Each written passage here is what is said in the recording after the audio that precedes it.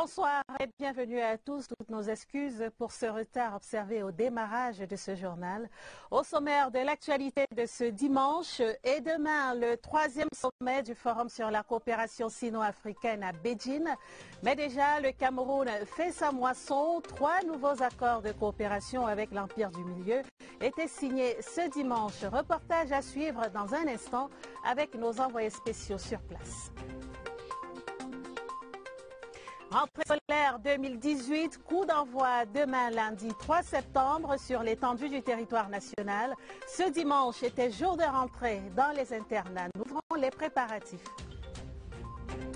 Lion blessé de Foutouni contre Eding Sport de la Lekié. C'est l'affiche de la finale de la Coupe du Cameroun. Le club du centre a décroché son ticket cet après-midi en battant Unisport du Honkam. Les temps forts du match à suivre vers la fin de ce journal. Et voilà pour les titres.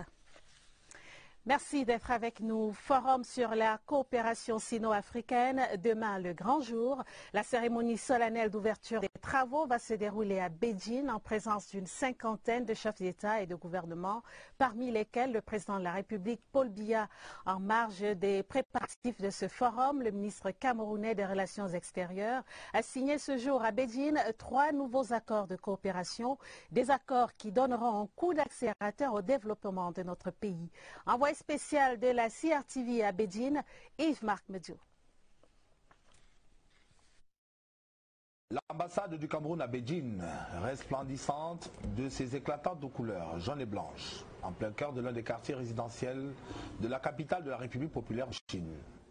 Posté devant l'entrée principale, un soldat en faction filtre les entrées dans l'ordre et la discipline. Dans l'enceinte de la conférence de la représentation diplomatique, des visuels portent témoignage de l'intensité de la relation sino-camerounaise. Routes, autoroutes, barrages et infrastructures sportives. À ces nombreux fleurons va bientôt s'ajouter un autre, l'Organisation internationale de bambou et de rotin. L'acte officiel qui matérialise la venue et l'installation du bureau de cette organisation à Yaoundé pour le compte de toute l'Afrique centrale est paraphé côté camerounais par le ministre des Relations extérieures, le jeune Belambela, et du côté de Inbar par Hans Frédéric, le directeur général de la structure. La scène se déroule sous le regard d'Alamine Ousmane May, ministre de l'économie, de la planification et de l'aménagement du territoire, et de son excellence Martin Pana, ambassadeur du Cameroun à République populaire de Chine. Également présent, un public trié sur le volet. La signature de cet accord de siège entre le Cameroun et l'Organisation internationale du bambou et du rotin se situe dans le prolongement du récent séjour du président de la République ici en Chine au mois de mars dernier. À l'occasion, le président Biya avait séjourné au siège de Inbar et n'avait pas caché son émerveillement quant aux différentes transformations qui sont faites ici à partir du rotin et du bambou. C'est une organisation intergouvernementale avec 44 gouvernements dans le monde qui sont des membres de l'organisation. Et notre but, c'est de promouvoir le bambou et le rotin pour développement durable. Pour les responsables de l'organisation, le choix porté sur le Cameroun se justifie par l'énorme potentiel dont dispose le pays en produits forestiers non ligneux et notamment le rotin. Le Cameroun qui s'apprête à lancer, va-t-on apprendre dans la foulée, 2 programmes majeurs pour l'amélioration des chaînes de valeur de ces 2 produits. Il est à relever que depuis l'arrivée du chef de l'État ici en Chine, le Cameroun n'arrête pas de moissonner. Déjà dans la gibecière, le financement obtenu de la partie chinoise de financer les travaux de l'autoroute Edé à Kribi et la seconde phase des autoroutes Yaoundé-Douala et Yaoundé-Simalène. Également dans le registre des acquis, 2 accords de coopération, dont un portant assistance technique aux hôpitaux de Boya, Mbalmayo et gynéco-obstétrique et pédiatrique de Mousso, et un mémorandum d'entente pour le gigantesque projet des autorités chinoises de relier leur pays à l'Afrique par diverses infrastructures maritimes, routières et ferroviaires à travers la ceinture dite de la soie. Un projet pharaonique qui ne va pas manquer d'irradier le Cameroun en termes de dividendes sur le plan infrastructurel. Les premières dames de Chine et d'Afrique seront réunies mardi dans le cadre d'un sommet sur le VIH-Sida. Madame Chantal Biya et les autres First Lady auront l'occasion d'échanger sur leur engagement commun, l'éradication de cette maladie. Le reportage de Joseph Clément Omba, envoyé spécial de la CRTV à Beijing. Au cœur de Beijing, la capitale chinoise, cette résidence des hôtes d'État d'Yayutei. Entourée de hautes valeurs symboliques, elle abrite le mardi 4 septembre 2018 le sommet des premières dames de Chine et d'Afrique sur le VIH-Sida. Le sommet est aussi une occasion de retrouvailles entre la première dame de Chine, Mme Peng Liyuan, et son homologue camerounaise, Mme Chantal Biya. Les deux First Ladies avaient déjà eu l'occasion d'échanger au Grand Palais du Peuple de Beijing en marge du tête-à-tête Paul Biya Xi Jinping de mars 2018. Mme Chantal Biya et Mme Peng Liyuan partagent la passion de l'engagement pour l'éradication du VIH-Sida à travers la Fondation Chantal Biya. Synergies africaines, son fleuron, le Centre international de référence Chantal Biya et même le Cercle des Amis du Cameroun. Mme Chantal Biya a engagé depuis plusieurs années une croisade acharnée contre le VIH-Sida. Les invités au sommet des premières dames de Beijing prendront connaissance de cette lutte constante de Mme Chantal Biya. Elle va saisir l'opportunité de ce sommet pour accentuer son plaidoyer international et faire encore baisser la séroprévalence du VIH au Cameroun, passé de près de 11% il y a quelques années à 3,1% aujourd'hui. Et si Mme Chantal Biya a reçu du directeur exécutif de l'ONU-SIDA, Michel Sidibé, la distinction d'ambassadrice spéciale de cette institution onusienne en juin 2015 à Yaoundé, le laurier est pour l'épouse du chef de l'État le couronnement d'un engagement citoyen. Bientôt, une maison de la culture et des cases de passage pour les auxiliaires de l'administration dans le Mbam-et-Inoubou. Le projet a été lancé hier samedi à Bafia au cours des travaux de l'Assemblée générale de l'organisation départementale des chefs traditionnels. L'initiative du président du TCS, élite de la localité, était l'occasion de présenter le récent ouvrage de Emmanuel Ndjéré intitulé « L'autre visage du tribunal criminel spécial » où la vision humanitaire du président de la République, son Excellence M. Paul Biya. Reportage Nicole Doudou. Un rendez-vous familial historique pour passer un message capital, celui du respect des biens publics au Cameroun. C'est le chef qui est le socle. Les mamois, les ressortissants des biens et autres doivent être au courant de ce que on fait au tribunal criminel spécial.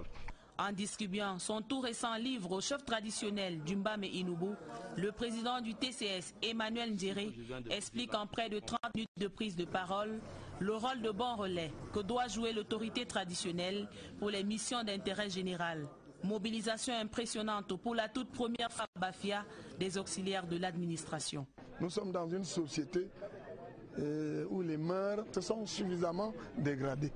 Ces conseils-là, en tant que chef traditionnel, nous allons les répercuter dans les villages, dans les cantons, de manière à ce que le Mbam, qui a la chance d'avoir un fils comme celui-là, puisse être un modèle. Emmanuel Ndjéré revient chez les siens 15 mois après son élévation par le chef de l'État, Paul Biya, à la dignité de président du tribunal criminel spécial. À sa résidence à Bafia, ce 1er septembre 2018, il dévoile ses grands projets pour la localité. La construction d'une maison de culture avec une salle de conservation et d'exposition des objets d'art, des cases de passage pour les chefs traditionnels. Ce projet nous va droit au cœur parce que ça va nous permettre d'avoir un point de mire où nous pouvons souvent nous rencontrer. Ça va être comme pour nous comme un centre d'accueil où on peut se retrouver à tout moment. À la fin du conclave à Bafia, une pluie de bénédictions sur le président du TCS, Emmanuel Ndjéré, et des mots de reconnaissance à l'adresse du chef de l'État. Dans la suite du journal, le réconfort du couple présidentiel aux populations de l'arrondissement de Mokolo, victimes de Boko Haram dans l'extrême nord. Elles viennent de recevoir des dons constitués de denrées alimentaires, du matériel agricole et des motocyclettes pour les membres des comités de vigilance, dons remis par le préfet du Mayo-Tianaga au nom du ministre de l'administration territoriale. Les détails avec Job Galadako, CRTV Extrême Nord. Elles ont pour maître mot la résilience. Les populations de Daman et celles du secteur Tourou en général ont su faire face avec patriotisme aux nombreuses attaques de la nébuleuse Boko Haram. C'est pour renforcer cette résilience que le couple présidentiel a mis à leur disposition des denrées alimentaires, des produits pharmaceutiques et autres matériels agricoles. Depuis que ce phénomène nous est arrivé, nous n'avons pas la possibilité d'aller faire le champ normalement et aujourd'hui, si le chef d'État pense à nous envoyer la nourriture, nous le remercions. La capacité de déploiement des comités de vigilance a été aussi améliorée grâce à des motocyclettes, bicyclettes, jumelles et autres détecteurs de métaux mis à la disposition de ces groupes d'autodéfense. Le matériel que nous venons de recevoir, ça nous vibre à continuer davantage le travail de la sécurité de notre secteur. Au nom du ministre de l'administration territoriale, Paul Atanji, le prophète du Mayo Tchanaga a indiqué que ce don est la traduction dans les faits de l'attention particulière qu'accorde le couple présidentiel aux populations de Tourou. À l'unanimité, les populations de Tourou ont réitéré leur détermination à soutenir les actions gouvernementales visant à promouvoir la paix et la stabilité. Les inspecteurs de service de 17 départements ministériels à l'école des performances, ils viennent de prendre part à une formation sur la méthodologie et les techniques d'audit interne. Le séminaire organisé par le contrôle supérieur de l'État s'est achevé vendredi au cours d'une cérémonie présidée par le ministre Rose Mba Acha Formundam. Les détails avec Christelle Fouda. Intégrité et rigueur dans le contrôle de la fortune publique. C'est l'engagement pris par 70 inspecteurs des services des ministères ce vendredi. 5 jours durant, ils ont pris part à une formation sur le thème méthodologie et techniques d'audit interne, initiative avant-gardiste du contrôle supérieur de l'État.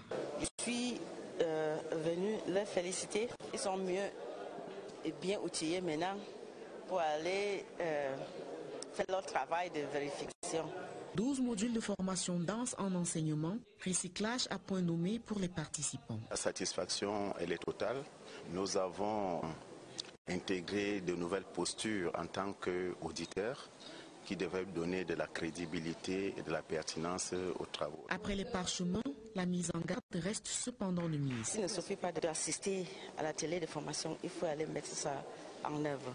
Le chef de département ministériel, eux-mêmes vont voir qu'il y aura un changement. Le challenge est donc là, user des compétences acquises pour un service public de qualité.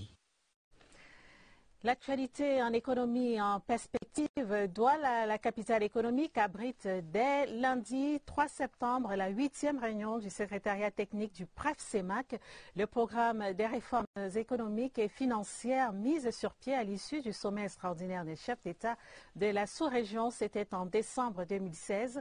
La réunion des experts va évaluer l'état d'avancement de ces réformes économiques et financières dans la sous-région. En attendant, je vous propose de faire le point sur la politique budgétaire et la coopération internationale. C'est une évocation de Olivier Kingemoli à Douala.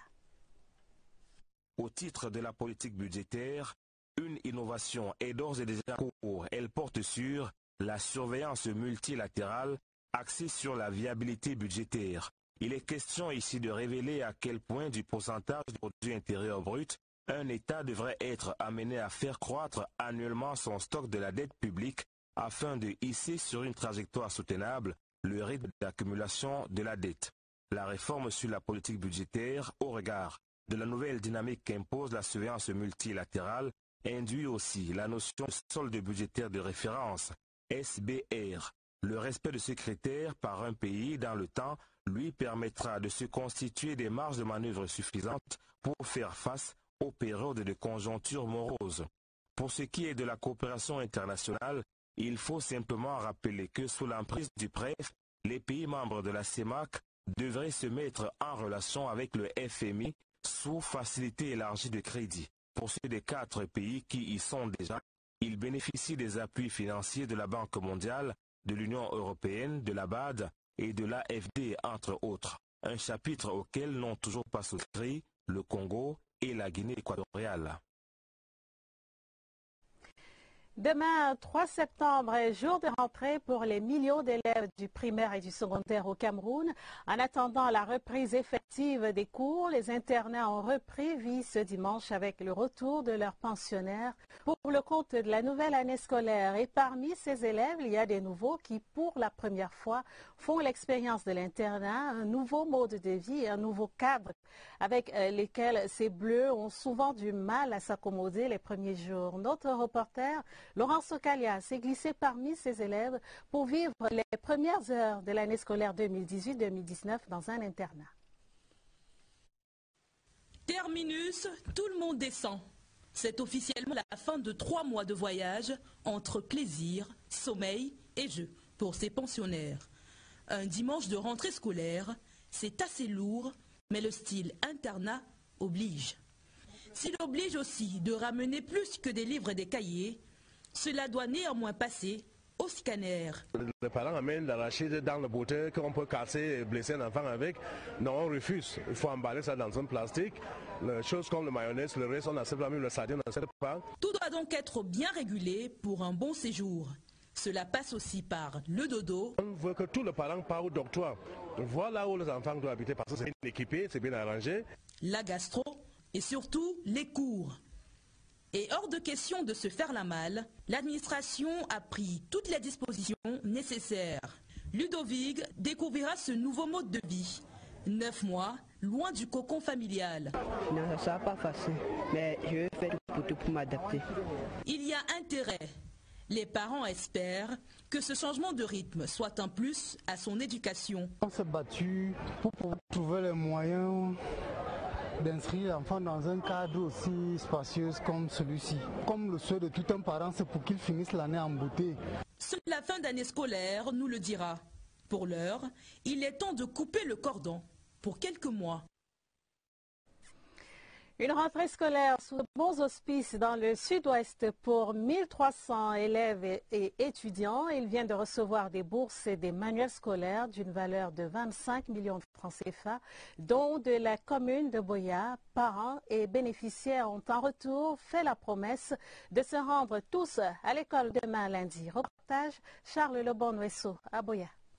The assistance offered by the Boya Council is in the form of the distribution of didactic materials and scholarships to physically challenged and deserving pupils and students. A total of 1,181 pupils and students have benefited. Among these are 725 pupils with 4 physically challenged ones receiving tricycles. Some students who performed excellently. Voilà, toutes nos excuses. Nous reviendrons sans doute dans ce journal ou peut-être dans les autres éditions sur cette actualité à Boya. Le temps pour nous de prendre la direction de Bamenda, le chef-lieu de la région du Nord-Ouest, où les élèves se préparent également à renouer avec l'ambiance des jours de classe. Dans les marchés et autres surfaces marchandes, les préparatifs vont en train, même si ce n'est pas encore l'affluence des grands jours. Reportage à Bamenda de Adrien Takoufou.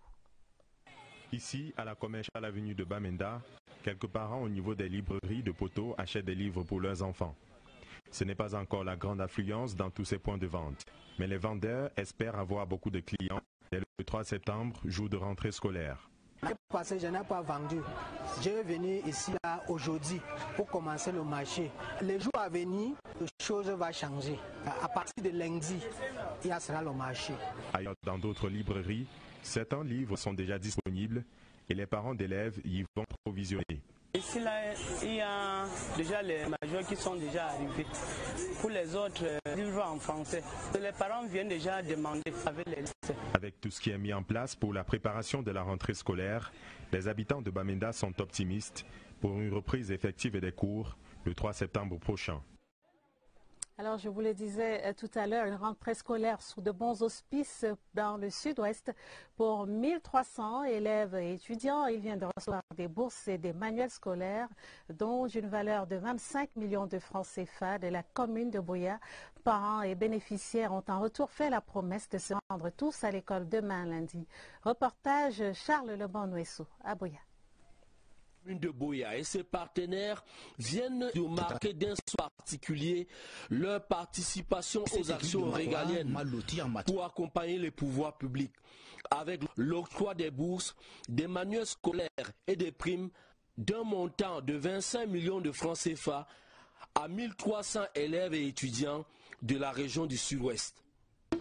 Je suis contente pour le cadeau qu'on m'a fait. Je dis merci au maire de ce don qu'il a fait aux étudiants. Le maire de Boya, Patrick Ekema Esungé, a solennellement fait le serment d'accompagner la communauté éducative pour une bonne rentrée scolaire, mais aussi tout au long de l'année. La mairie a donc décidé de mettre toute l'enveloppe qu'on devait partager pour les interquartiers et tous les autres programmes que nous organisons à donner les bourses scolaires.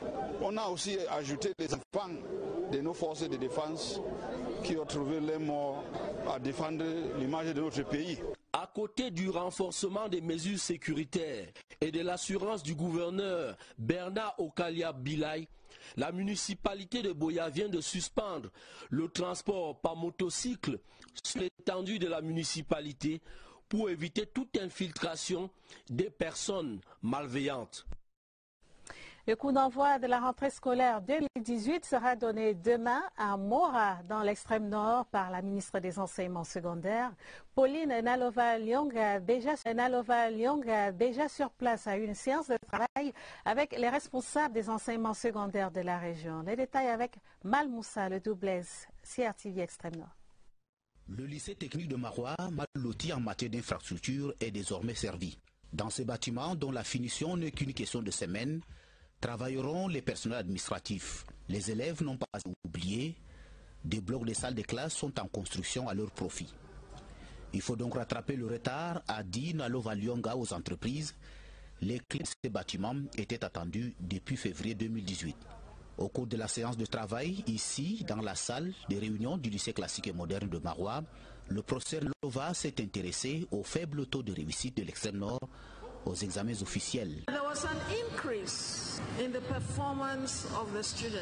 On a constaté une amélioration de taux de réussite, mais les enfants peuvent faire mieux et les enseignants doivent être plus engagés pour que les enfants atteignent cet objectif.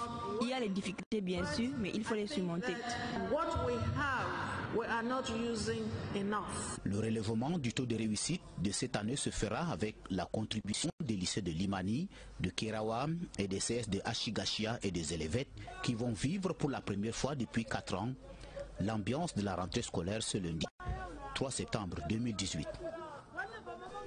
Rentrée scolaire sans stress pour les élèves de l'école publique de Mélan dans le département du Djaïlobo, région du Sud.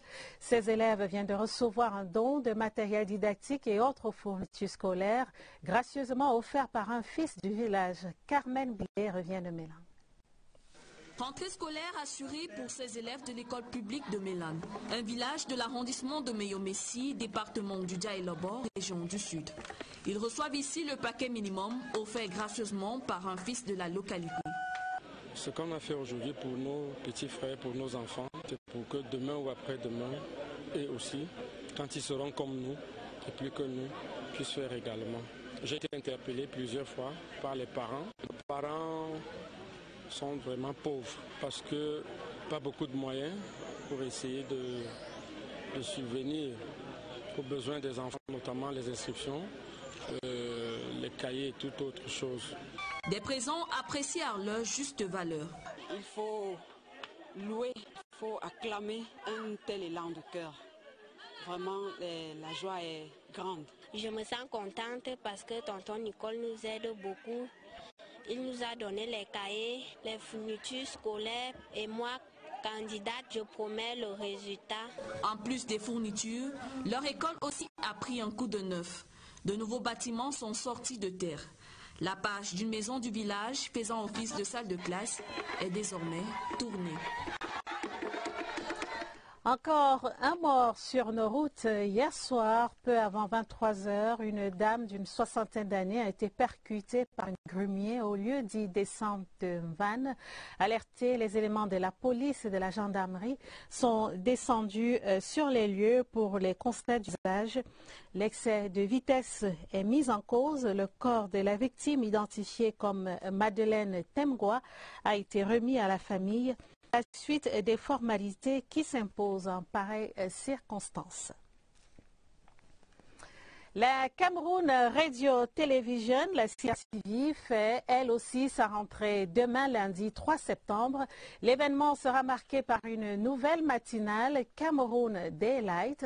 L'émission sera à l'antenne dès 6 h sur CRTV News jusqu'à 9 h. Le nouveau format sur la chaîne généraliste partira de 8 h à 10 h. Une réunion en prélude à la nouvelle donne a regroupé ce samedi au centre de production de Mbaladeu toutes les parties prenantes. Le reportage de Gaël Obona. Dès ce 3 septembre 2018, la Cameroun Radio Television fait sa rentrée des antennes. Cet événement est marqué par l'arrivée de Cameroun Daylight. L'émission prend le relais de 6 h à 9 h sur CRTV News et de 8 h à 10 h sur la chaîne généraliste de la CRTV.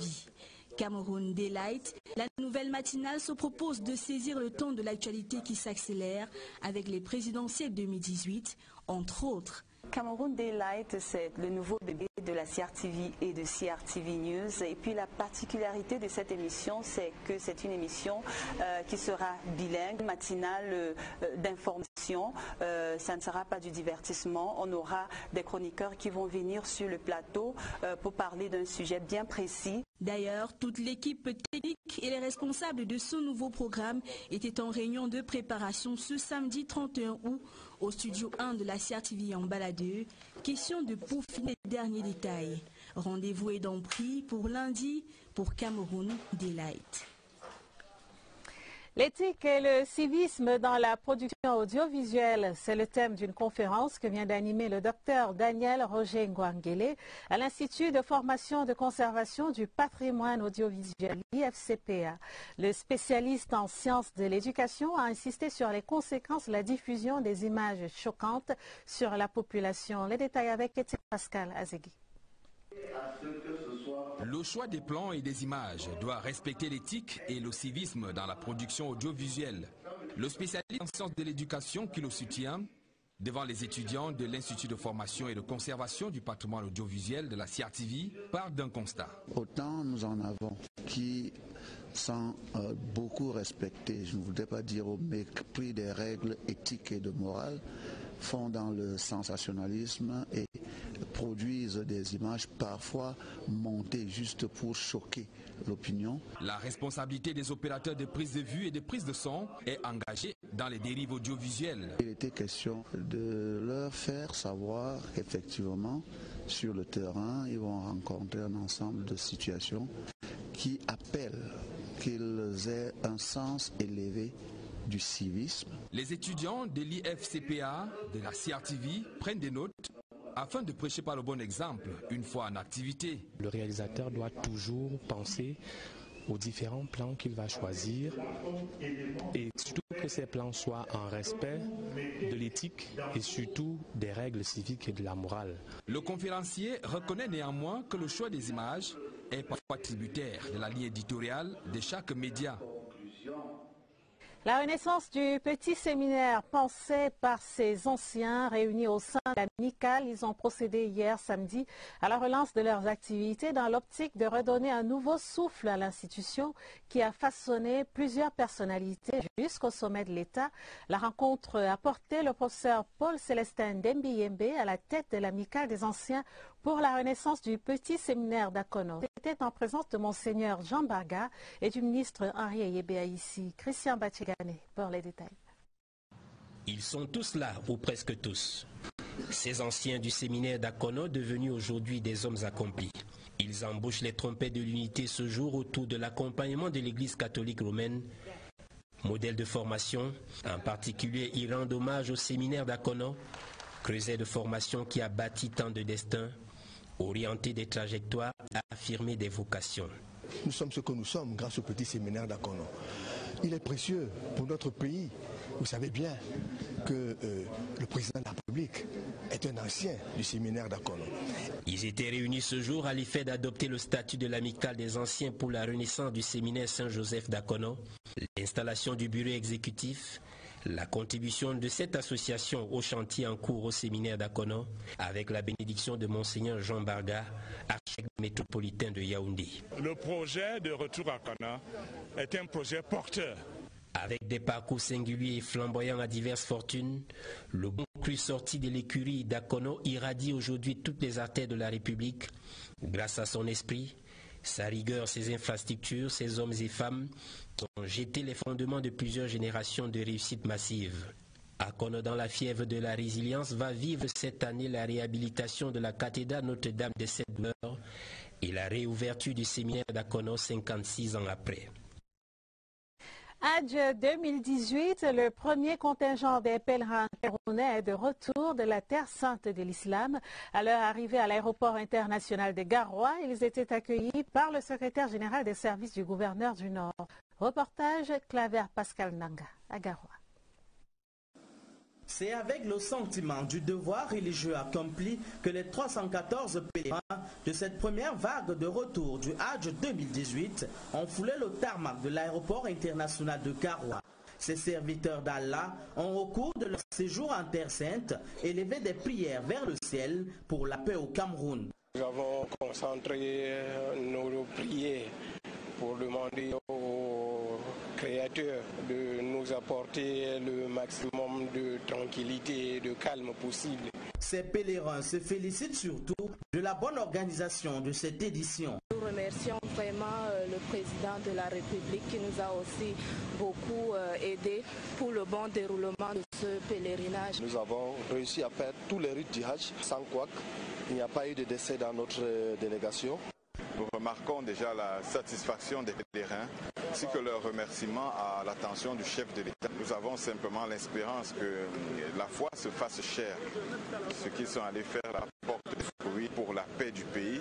Un grand moment de joie des retrouvailles entre les pèlerins et leurs proches venus massivement les accueillir. Activité extra-parlementaire, le député du Kunki, Albert Quintieux, est allé remettre des attestations de fin de formation des lapins et de la Provence à 71 participants du projet d'élevage intégré des lapins initié par ses soins. Le programme vise à lutter contre la pauvreté, le chômage et l'oisiveté avec pour ambition de faire du Kunki un grand bassin de production des lapins. Reportage Claristin.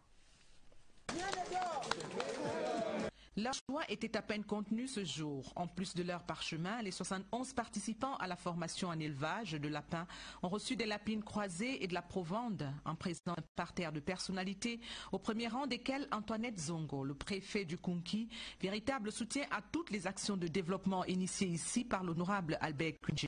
Après les fientes, l'engrais, les semences et autres bourses aux meilleurs élèves et étudiants, le don de ce mois de septembre a changé de nature. Pendant 5 semaines d'affilée, tous les week-ends, nous avons conçu ce programme de vulgarisation de l'élevage de lapins. Le casting des 70 apprenants s'est fait prioritairement dans les sous-sections. Chaque sous-section a envoyé un formateur. Nous avons tenu compte du genre, en plus de nos jeunes. Au-delà de ce côté partisan, intégrer les leaders de nos quartiers. Bienheureux sont-ils donc ces récipiendaires formateurs désormais au service de la communauté. Ils permettent d'être disponibles et efficaces pour le bonheur de tous. Je suis vraiment très contente de cette formation. Même une vieille maman qui n'arrive pas à payer la roue peut se trouver fortune par cet élevage de lapins. Au promoteur du projet, l'honorable Kouchi Albert, vraiment que Dieu le bénisse et qu'il multiplie des gens comme lui dans le Cameroun. La formation a duré 3 semaines mais ne s'arrêtera pas en si bon chemin. Ils vont former d'autres personnes qui vont entrer dans des groupes pour rendre les groupes davantage plus grands. Cette formation non seulement appelle d'autres, mais sera minutieusement suivie. Engagement ferme de l'élu RDPC du Kunki. Il ne reste plus qu'à capitaliser tous ces efforts. Présidentielle 2018, le Rassemblement démocratique du peuple camerounais ratisse large et renforce son effectif dans la région de l'extrême nord.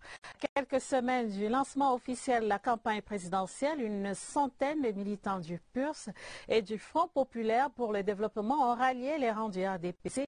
Ces derniers ont remis vendredi 31 août leur lettre de démission collective au chef de la délégation permanente régionale du RDPC pour l'extrême nord, l'honorable Kava Dibril. Des précisions avec Job Ganadeko de CRTV Extrême Nord.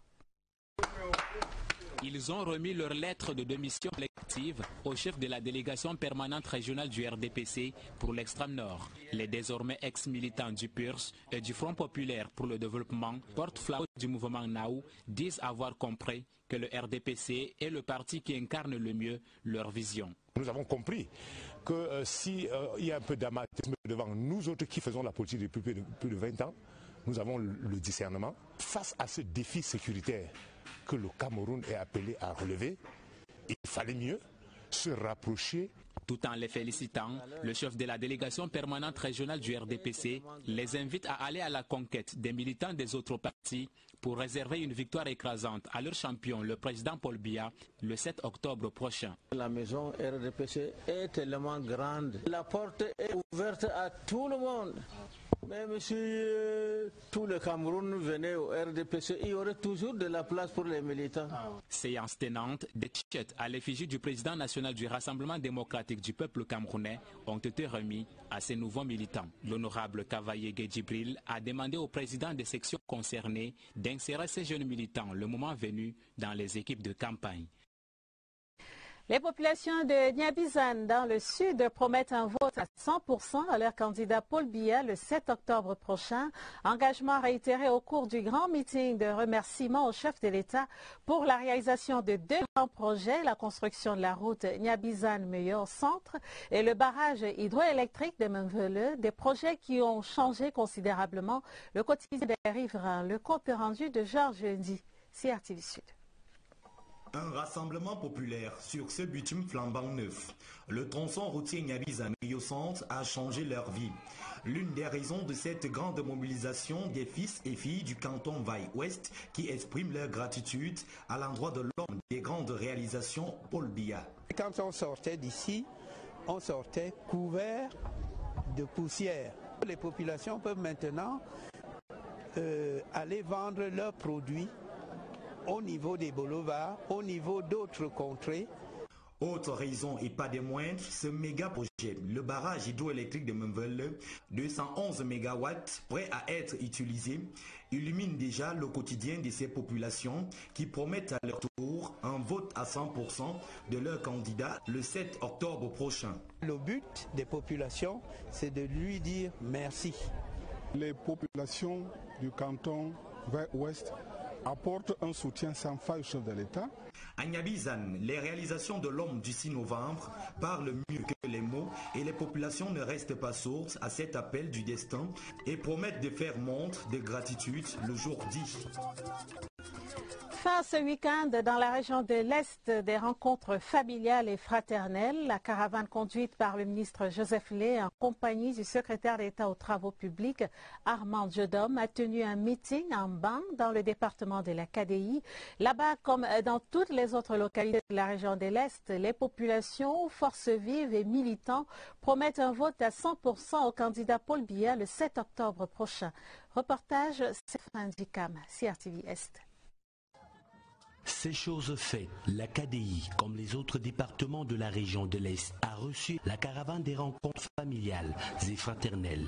C'est ici dans l'arrondissement de Ban que le ministre Joseph Lé, initiateur de ces rencontres, et Armand Diodom, secrétaire d'État aux Travaux publics en charge des routes, ont tenu un meeting qui a mobilisé élites, forces vives, population, chefs traditionnels, militants et militantes du RDPC, tous derrière la candidature du président Paul Biya. Ici, il n'y a pas de concurrence. Nous avons déjà voté notre président, notre grand champion. Dans la phase des discours, les populations ont été édifiées par Armand Jodom sur le but de ces rencontres familiales et fraternelles. Nous leur avons dit qu'ici en bas, il doit constituer une ceinture de sécurité pour garantir la victoire du chef de l'État, le président Paul Biya. Le ministre Joseph Lé a indiqué que pour la route Berthois-Batory, les travaux de bitumage sont en cours de réalisation. L'élite gouvernementale a promis contribuer à la recherche des solutions rapides à ses préoccupations. Une motion adressée au président Paul Biya et une marche de soutien ont clôturé ces rencontres familiales et fraternelles dans l'arrondissement d'Omban. En sport, l'affiche de la finale de la Coupe du Cameroun est connue. Lyon, blessé de Foutouni, sera opposé à Eding Sport de la Lequier. Le club du centre a décroché son ticket qualificatif cet après-midi à l'issue des tirs au but face à Unisport du Roncam. Score final 7-6 au stade militaire de Yaoundé. Le détail avec Monique Félicité.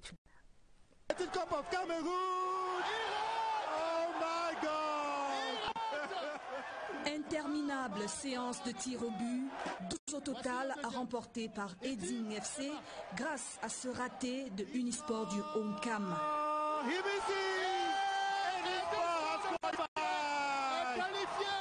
7-6, score final après une rencontre très disputée entre les deux clubs de première division, plein d'envie. L'ouverture du score est une signature d'Alfred Meyong, d'Eding Sport. Attention, l'ouverture du score! L'ouverture du score au stade militaire de Yaoundé. Égalisation à la 85e minute de Kenneth Ndizi.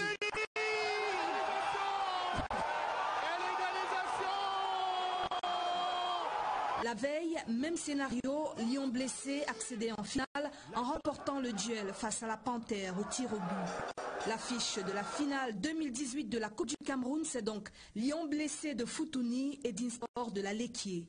Lyon blessé, club de deuxième division cette saison, à tour éliminé APGS Dunfou, Feutu FC, TKC et Panthère d'Undé. Eding FC, de son côté, disputera sa première finale de Coupe du Cameroun après avoir écarté Avion d'Uncam, New Star de Douala, Coton Sport de Garoua et Unisport du Roncam. Le tournoi de vacances interquartier 2018 de Limbe s'est achevé hier samedi avec les finales dames et messieurs, tournoi organisé dans le cadre de la 3e édition de l'opération vacances scolaires et universitaires citoyennes et patriotiques.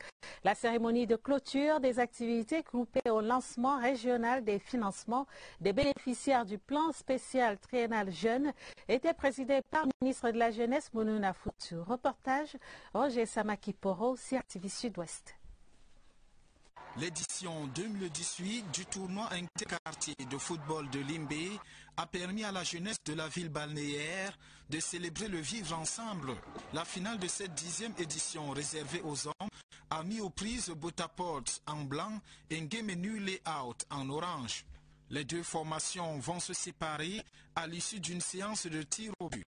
L'équipe du quartier Ngueme en sort vainqueur par 5 buts à 3. Chez les dames, l'équipe Limbekan FC en maillot rouge a remporté le trophée face à Mbimbimbe la Queen de Bimbia. Tout ce que nous faisons, c'est pour les jeunes. Et en plus, si nous sommes dans les activités de vacances, c'est pour les occuper, pour qu'ils ne divaguent pas. Le ministre de la Jeunesse et de l'Éducation civique apprécie. C'était une mobilisation exceptionnelle. Nous avons profité de cette occasion pour lancer le financement des plans triennal spécial jeunes en apportant des appuis aux premiers bénéficiaires de cette région. Par ailleurs, une dizaine de jeunes volontaires formés au service civique édition 2018 reçoivent leurs attestations de fin de stage des mains des personnalités présentes. Fin de ce journal, merci de nous avoir suivis. Une édition préparée avec la collaboration de Oswald Medoun et Sidoine Monkam. Dès demain, retrouvez pour les éditions du 20h30 Romuald Twissengok. À minuit, vous serez en compagnie d'Agnès Solange à Besselo et Elvis Teke. Je vous souhaite d'ores et déjà une très bonne rentrée pour les élèves et puis à très bientôt sur la CRTV. Bonsoir.